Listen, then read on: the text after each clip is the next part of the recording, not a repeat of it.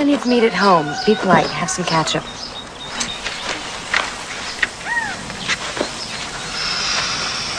Real tomato ketchup, Eddie? Oh, nothing but the best. And Edna, helper's getting cold. This morning we are starting a sermon series that we're just calling Don't Drink the Kool-Aid. Now I know there's some kids in here right now that aren't going to like this series because you're thinking, Kool-Aid, come on. I mean, this is good stuff, right? And moms are going, hey, I serve the Kool-Aid to my kids all the time. I mean, it's just flavored sugar water. I'm not going to drink it. I tried that in the early service, and man, that stuff is terrible, okay? It's like really diluted. It's just like colored water. But you know what I'm saying? Kool-Aid is good stuff, right? I mean, not bad, and you drink it, and it's awesome, and, you know, all of that. But the truth is, when you hear the phrase, don't drink the Kool-Aid, it brings something else to mind, right? Especially since Jim Jones' real name was James Warren Jones. But you remember he led his followers down to Jonestown, Guyana, right? And this is on November 18, 1978. He led his followers to commit mass suicide. On that day, over 900 people died, primarily by cyanide being laced into grape flavor aid. Not Kool-Aid, mind you, but Kool-Aid got all the press, right? And so now whenever we hear somebody say, don't drink the Kool-Aid, we know what they're saying. Man, don't drink that. Don't buy that. Don't believe that. Don't go there. Don't do that. Because if you do, it's poison. It's going to hurt you. It's going to harm you. Nothing good is going to come from that. Now the truth is, some Kool-Aid is easy to spot, right? I mean, for example, if somebody comes along and says to you, hey, I'd like to recommend this new hairdo to you. Mullets, they're back in, you know? I mean, seriously.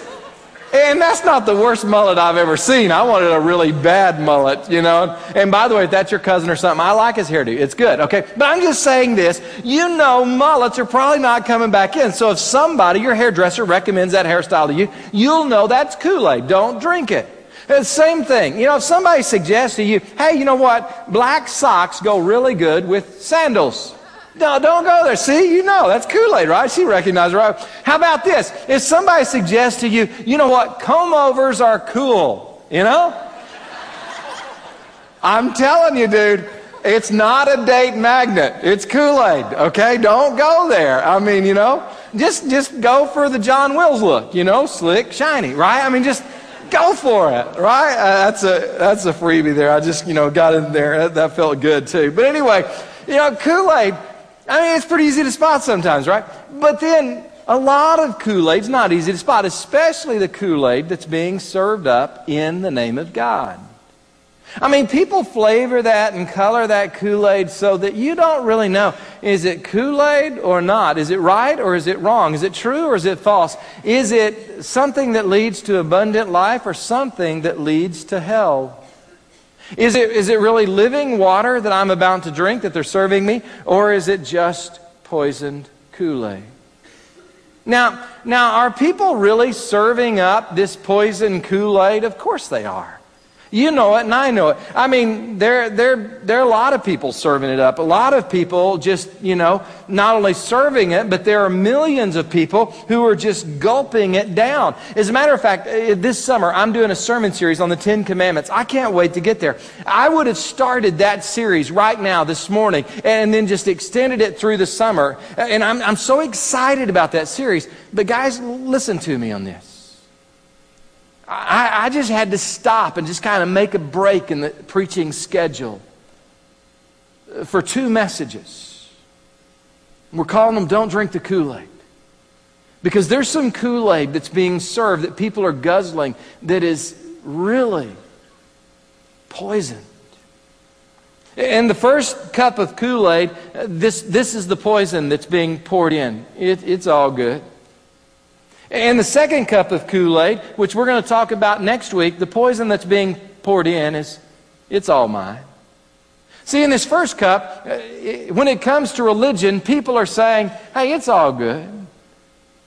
All roads lead to heaven. We're all praying to the same God, just using different names. Doesn't matter what you believe as long as you believe. God doesn't care what name you call Him. He's just looking at the heart. Do you have a good heart? Come on, when it comes to religion, it's all good. In the second cup, people say when it comes to life, it's all mine. God doesn't want me to suffer. God doesn't want me to go through hard times. God doesn't want me to ever get laid off. God doesn't want me to struggle to make ends meet. No, God wants to bless me. When it comes to this life, it's all mine. God wants me to have, a knockout wife. God wants me to have a successful husband. God wants me, that's if you're a girl. Anyway, God wants me, to get that promotion. God wants me to have that corner office. God wants me to just really make money hand over fist so I can help those who are less fortunate than me. God would never want me to be one of the less fortunate ones. I mean, when it comes to this life, it's all mine. Now, here's the thing. Let me just be up front with you, let you know where I'm going over these next two sermons. When it comes to religion, it is not all yours. It's not all good. And when it comes to life, your life, it's not all yours. So this morning, we're just going to dive into this first cup of Kool-Aid, poison Kool-Aid. It's all good.